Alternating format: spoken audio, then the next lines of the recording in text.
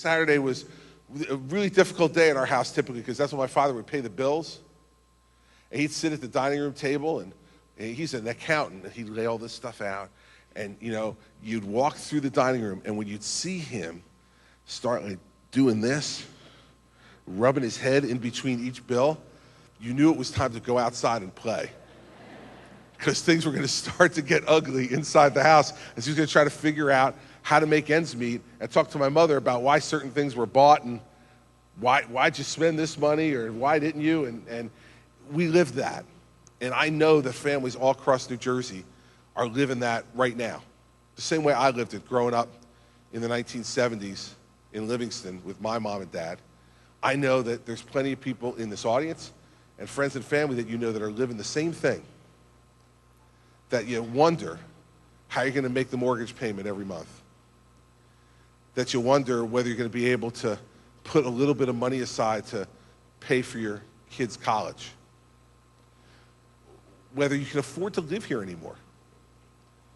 Or whether you're going to have to pull up stakes and go someplace else after spending most, if not all, of your life here. And then who are you going to leave behind?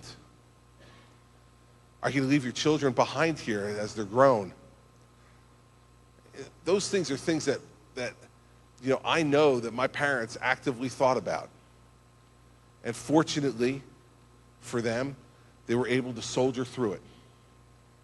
And my mom passed away 8 years ago, and she didn't die wealthy, and she didn't die with a lot of money in the bank, but she felt like she had gotten to be a huge part of her children's and grandchildren's lives, which is what she really wanted more than anything else. And my dad, who's still around, luckily, at 79 years old, still gets to be part of that too. But I know what a struggle it was for them, and I know what a struggle it is for you.